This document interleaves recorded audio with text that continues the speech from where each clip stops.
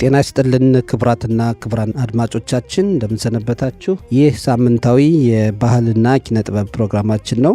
በዛሬው ፕሮግራማችን የማህበራዊ ጉዳይ ሰራተኛና ደራሲ ከሆነው አቶ ሽሙኤል ምህረት ጋር በመጽሐፉ ዙሪያ ቃለ ምልልስ እናካሄዳለን። እሱም በስልክ መስመራችን ይገኛል። ጤና ይስጥልን አቶ ሽሙኤል እንደምን አለ? ጤና ይስጥልኝ ሰጠኝ። በቅድሚያ ለባልደረባዎችና ለአድማጮቻችን በሙሉ የከበረ ሰላምታዬን አቀርባለሁ። መልእክቱ ደርሷል። በጣም ነው የምናመሰግን። እንግዲህ አንተ ባላደራዎች የተሰኘ መጽሐፍ አዘጋጅተህ ለአንባቢያን አቅርበሃል። አንደኛው ክፍልም ያው ደርሷል። አሁን ሁለተኛው ክፍልም አለና ምን ይመስላል አጠቃላይ የባላደራዎች መጽሐፍ ጉዳይ? በጣም ጥሩ። እንግዲህ ባላደራዎች ብዬ የሰየምኩት ዋና ዓላማው ኢትዮጵያ ውስጥ ለዘመናት ማለትም 2500 ዓመት በስደት ዓለም ስንኖር ማንኛውም ወላጅ ሃይማኖቱን፣ ታሪኩን፣ ባህሉን፣ እሴቱን፣ ወግና ልማዱን ለማስቀጠል ሲል ለልጁ ሲያቀብል፣ ሲያስተላልፍ፣ ሲያስተምር ልጅ ሆይ አደራ የሚለውን ቃላት ሁላችንም እናውቃለን። አድገናል። እንግዲህ በእያንዳንዱ ቤት ይህን ቃላት እናውቃለን። ልጅ ሆይ አደራ የመጣህበትንና ማንነትህን ሃይማኖትህን አትርሳ እያሉ በጥብቅ አደርነት ታሪካቸውንና ትውፊታቸውን አስረክበው ወይም አውርሰው ያልፉ እንደነበረ ሁላችንም እናውቃለን። አሁን እዚህ ላይ እንግዲህ ማን ነው አደራ ተቀባዩ?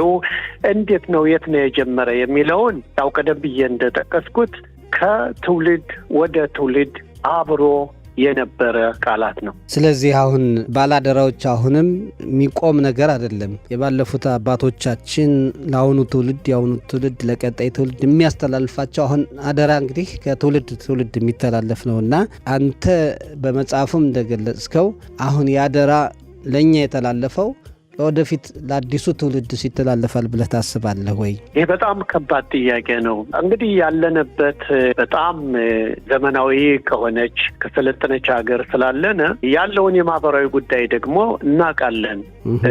ሆኖም ግን ከአያት ቅድመ አያቶቻችን የወረስነውን ምንጊዜም ቢሆን ለተተኪው ትውልድ ለማስተማር ሁልጊዜ የምናደርገው ጥረት ነው እና እኔ እርግጠኛ ነኝ ከዚህም አሁን ባለን በተጨባጭ ማህበራዊ ኑሮ እኔ እርግጠኛ ነኝ ወላጆች ለልጆቻቸው ያው ቀደም ብዬ የጠቀስኩትን ታሪካቸውን፣ ሃይማኖታቸውን፣ ማንነታቸውን አደራ እያሉ እንደሚያስተምሩ ባለሙሉ ተስፋ ነኝ።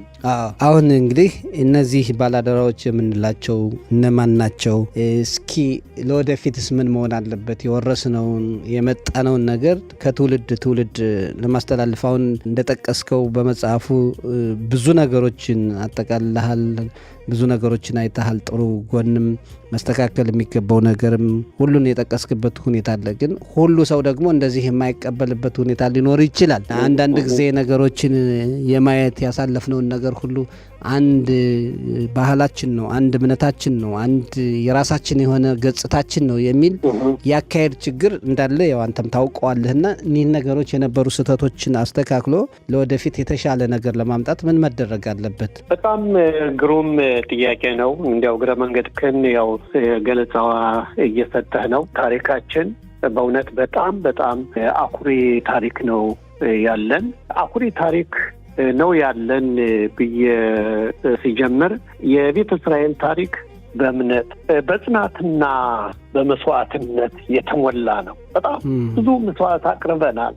በእውነት በጣም አኩሪ ታሪክ ነው እያልን የምንነጋገረው ከአኩሪ ታሪኮቻችን መካከል አንዱ ለምሳሌ በሺዎች የሚቆጠሩ የቤተ እስራኤል ማህበረሰብ ወደ ጽዮን ወደ ኢየሩሳሌም ለመድረስ በእግራቸው ያደረጉት ጉዞ ነው። ይሄ ጉዞ በሌላው ማህበረሰብ ወይም ደግሞ በተለያዩ ዓለም ከመጡት የተለየ ነው የሚሆነው። የመጀመሪያው ጉዞ በአባ መሐሪ ሱታኤል ጊዜ የተደረገ ነው። በ1862 ዓመተ ምህረት የተካሄደው ጉዞ ነው። በዛ ጉዞ ውስጥ ብዙዎች ሕይወታቸውን ሰውተዋል። ነገር ግን ያ ሁሉ ሰቆቃ ደርሶባቸው፣ ያ ሁሉ እልቂት ደርሶባቸው የኢየሩሳሌም ህልም ግን አልተቋረጠም። ሌላው አኩሪ ታሪክ በረጅም ዘመን ግፍና መገለል ቢኖርም ሃይማኖታቸውን፣ ባህላቸውንና ይሁዲነታቸውን በእውነት በጣም የሚያስደንቅ እንደነበረ ዞር ብለን ስንመለከተው ማንነታቸውን በታማኝነት ሲጠብቁ ቆይተዋል። ይህ ታሪክ የሚያሳየው የቤተ እስራኤል ማህበረሰብ በእምነት የጸና ህዝብ መሆኑን እየገለጽን በጣም ታሪካችን የሚያኮራ መሆኑንም የምንገልጸው በዚህ ነው ማለት ነው። በጣም አሁን ለኢየሩሳሌም ፍቅር የተከፈለው መስዋዕትነት ቀላል አይደለም። የጉዟችን ሁኔታ እያንዳንዱ ጉዞ ራሱ ፈተና የተሞላበት ነውና ምናልባት አንዳንድ ጊዜ ኢትዮጵያ ብንኖር ኑሮ አሁን እንዳለው የኢትዮጵያ ህብረተሰብ መኖር የሚያቅተን አልነበረም። ግን ብዙ ነገሮችን ጥለን ወደዚህ ስንመጣ የኢየሩሳሌም ፍቅር መሆኑን ያልተገነዘቡልንም ብዙ አካላት አሉና ጥሩ ነው የገለጽከው አንተ። ይሄ ጥሩ እሴታችን ጥሩ ቅርሳችን ነው፣ መቀጠል አለበት፣ መታወቅ አለበት። ግን እንዲያው ለነባሩ ማህበረሰብ እዚህ ላለው የእኛ ታሪክ የእኛ ያሳለፍነው ሁኔታ ባህላችን በተገቢው መልኩ ሰርጾ እንዲገባ ተደርጓል ወይ ባንተ እይታ? ዋው ከባድ ጥያቄ ነው የጠየቀኝ ሰጠኝ። እውነቱን ለመናገር እስካሁን ድረስ በእውነት የቤተ እስራኤል ታሪክና ባህል በአግባቡ ተጠብቆ ወይም ደግሞ እየተገለጸ ነው ለማለት አያዳፍርም። ዋናው ብዙ ሰዎች የእኛን ታሪክ ለማወቅም የጀመሩ ልበልና ከዚህ ሀገር ከገባንበት ጊዜ ጀምሮ ነው። ነገር ግን ከዚያ በፊት ያለው የብዙ መቶ ዓመታት ኑሯችን፣ ታሪካችን፣ የመንፈሳዊ ኃላፊዎቻችን፣ ቄሶች፣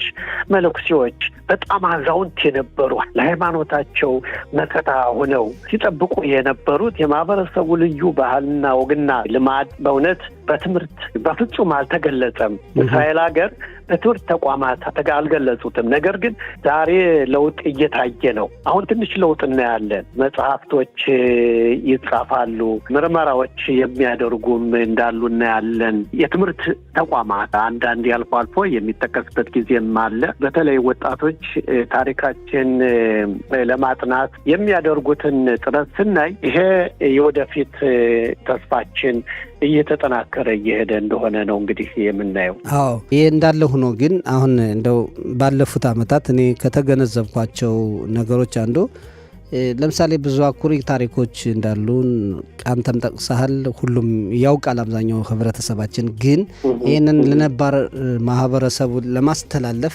ለምሳሌ ሁለት ነገሮችን ልጥቀስና አንተ የበለጠ አብራራቸው። ለምሳሌ በስግድ በዓል ላይ አብዛኛው ህብረተሰብ ያለው ግንዛቤ ከፍተኛ ነው ማለት እችላለሁ እኔ ከተገነዘብኩትና ብዙ ፈረንጆች ይመጣሉ፣ ልጆች ሁሉ ይመጣሉ። ግን መታሰቢያ ሲሆን ሌላ ብዙ ነገሮች ከዛ የበለጠ በሚጠይቁ ነገሮች ላይ ግን አይገኙም ብዙ የህብረተሰብ ክፍልና እንደዚህ አይነት ነገሮችን በቃ የሚያስደስተው ወይም ሊያስጨፍር በሚችለው ላይ በብዛት ስንመጣ፣ ነገር ግን ደግሞ መታሰብ በደንብ መገለጽ በሚገባው ላይ ቁጥራችን ሲቀንስ አሁንም ብዙ ጥያቄ ያመጣልና ምን ትላለህ እዚህ ላይ ቶሽሞይል? ዋናው ኃላፊነቱ ያለ ከኛ ላይ ነው።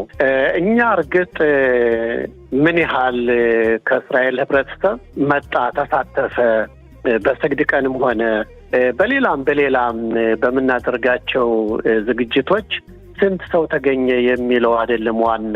ዋናው እኛ ምን እየሰራን ነው የሚለው ነው። እንግዲህ ያለንን እስቴቶች፣ ታሪካችን በተለይ ሁለቱን እናጣምርና ታሪክና እስቴት ከእርስ በርስ የማይነጣጠሉ ዋና በጣም ጠቃሚ ነገሮች ናቸው።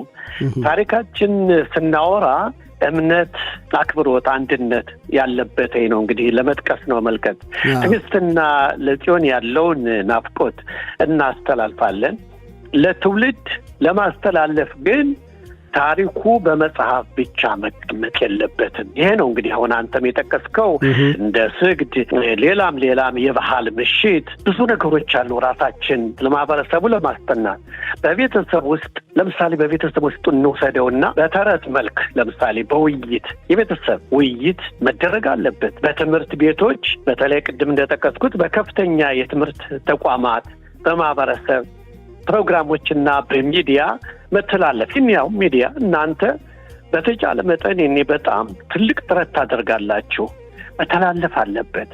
በተለይ ወጣቶች ራሳቸውን በታሪካቸው ውስጥ አጉሊ መነጽር እንዲያዩ ማድረግ የማን ኃላፊነት ነው? የኛ ኃላፊነት ነው። እኛ በእውነት አዋቂ ነን ተብለን የምንጠቀሰው ትልቅ ኃላፊነት አለብን። በጣም ትልቅ ነገር ነው ያነሳው። ከዚህ ወደ ቀጣዩ ጥያቄ ያመጣኛል ለመጠየቅ የፈለኩት በአዋቂዎችና በወጣቶች መካከል ያለው ልዩነትና አዋቂዎች ለወጣቶች ለታዳጊው ትውልድ በምን መልኩ ነው ይህን ታሪካችን ያለውን መልካም ነገር ማሳለፍ የሚችሉት? በጣም ግሩም ጥያቄዎችን ነው የምጠይቅ። በጣም አስተማሪ የሆኑ ጥያቄዎች ናቸው። ከዛ በፊት ግን እንዲያው ፍቀድልኝና ይህ አሁን የጀመርኩትን ፈጽም ፈልጋለሁ። ለምሳሌ በማንነት መኩራት አለ። ማንነት ግን ተገንዝበህ የምትኮራበት ሁኔታ አለ። እንግዲህ ማንነት መኩራት የሚጀምረው ራስን ከማወቅ ነው። ራሴን ማንነቴን ጠለቅ ብዬ ካወቅኩ ልኮራ እችላለሁ ማለት ነው። ወጣቶች ስለ አባቶቻቸው ታሪክ፣ ስለ ባህላቸውና ስለ አለፉት ታላላቅ ስመጥር አዛውንቶች ትውልዶች የከፈሉትን መስዋዕትነትም ማወቅ፣ መማር፣ ከወላጆቻቸው መጠየቅ፣ ከአዋቂዎች መጠየቅ አለባቸው። የራሳቸውን ማንነት በኩራት መቀበልም አለባቸው። ነገ ለትውልድ የሚተላለፍ ታሪክ ለመፍጠር ደግሞ እኛ ዛሬ የምንሰራው ነገር ለምሳሌ እኛ የምናደርገው አሁንም አንተ ጋር በእውነት በዚህ የዛሬው ፕሮግራም ራሱ አስፈላጊ ነው። በእውቀት በአንድነት በማህበረሰብ አገልግሎትና በሴት የተመሰረተ ህይወት ስንኖር እኛም ለሚቀጥለው ትውልድ አዲስ አኩሪ ታሪክ እናስተምራለን ማለት ነው። አሁን ወደ ጠየቀው ጥያቄ ገባ ልበልና በአዋቂዎችና በወጣቱ ትውልድ መካከል ባለው ልዩነት ላይ ነው እንግዲህ አሁን የጠየቀው ያለውን ልዩነት ነው። በመጀመሪያ ደረጃ በመካከላቸው ያለው የትውልድ ልዩነት ምንድን ነው ብለን እስኪ እንጠይቅና የትውልድ ልዩነት ማለት በአስተሳሰብ ሁሉም አንድ አይነት አስተሳሰብ አይደለም ያላቸው አዋቂዎችና ወጣቶች ለማለት ነው። እንግዲህ በእሴቶች ሞራላዊ፣ ማህበራዊ እሴት በማህበረሰብ ውስጥ ተቀባይነት ያላቸው ሰብአዊነትን፣ መልካም ምግባርንና አብሮነትን የሚማሩ መርሆች ለምሳሌ አክብሮት፣ ታማኝነት፣ ማክበርን ጤና ይስጥልኝ ብሎ መነሳትን፣ ማክበርን፣ እጅን ደራርቦ ሰላምታ መስጠትን ይህን ሁሉ መማር አለባቸው። ፍቅርን፣ ባህልን በቋንቋ በአኗኗር በመግባቢያ መንገድና በዓለም እይታ መካከል በአዋቂዎችና በወጣቶች ትውልድ ያለው ልዩነት ምን ያህል ሁላችን ስራ የሚጠይቅ መሆኑን እኔ እርግጠኛ ነኝ። አንተ በሚገባ ይህን ነገር ተከታተለዋለህ። ይህ ልዩነት የሚፈጠረው በያዝነው ዓለም ፈጣን የዘመን ለውጥ አለ። ዓለም በቴክኖሎጂ እድገት እየተራቀቀች በሄደች ቁጥር ይሄ በሁለቱ መካከል በአዋቂዎችና በወጣቱ ትውልድ መካከል ልዩነት እየተፈጠረ ይሄዳል። ልዩነት እየጠነከረ ይሄዳል። በባህል ለውጥ፣ በትምህርት ልዩነት፣ በዓለም ላይ ፈጣን የህይወት እንቅስቃሴ ስለሚካሄድ ይህ ሁኔታ ከፍተኛ ልዩነትን እንደሚፈጥር እኔ እርግጠኛ ነኝ። አዳማጮችን በትክክል ያውቁታል ማለት ነው። አዋቂዎች በኃላፊነት በትዕግስት በመቻል በክብር ይመለከቱታል። ይህን ለውጥ በእውነት ይከታተላሉ።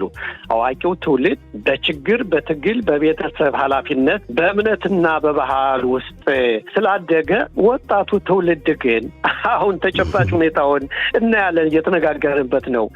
በፈጣን ለምሳሌ በዲጂታል በተከፈተ ዓለም ውስጥ እያደገ መሆኑ ከፍተኛ ልዩነት ይፈጥራል ማለት ነው። ቋንቋና የመግባቢያ ልዩነት መፍጠሩ ባለፈው ዘመን ሰዎች ፊት ለፊት ይነጋገሩ ነበር። ግን እስኪ ልጆችኑ ቤተሰቦች ተጋብዘው የሚነጋገሩበት ያ ሁሉ እየቀረ ዛሬ ምንድነው ያለው? አብዛኛውን ጊዜ ግንኙነት በስልክና በማህበራዊ ሚዲያ ይደረጋል። አንዳንድ ጊዜ በእውነት በጣም የሚገርመው ወጣቶች አያዳምጡንም ብለው አዋቂዎች ያስባሉ። ወጣቶችስ ምን ያስባሉ?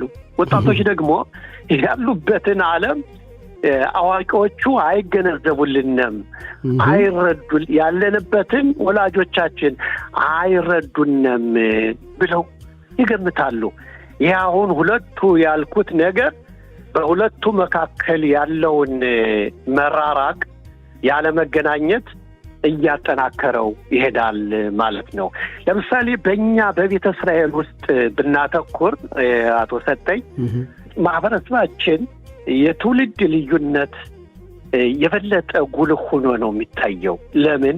በኢትዮጵያ ያሉ የቤተ እስራኤል አባቶችና እናቶች በእምነት በባህልና በናፍቆት ሕይወታቸውን በሙሉ አሳልፈዋል። የኢየሩሳሌም ናፍቆትና ወደ ተቀደሰችው ሀገር ወደ ኢየሩሳሌም ለመግባት ብዙ ህልም ነበረ፣ ብዙ ጥረትም ነበረ፣ ያልተቋረጠ ህልም ነበራቸው። የሕይወታቸው አካል እንደነበር አድርገው ነው ሁልጊዜ የሚጠቅሱት የሚያስተምሩን የነበር።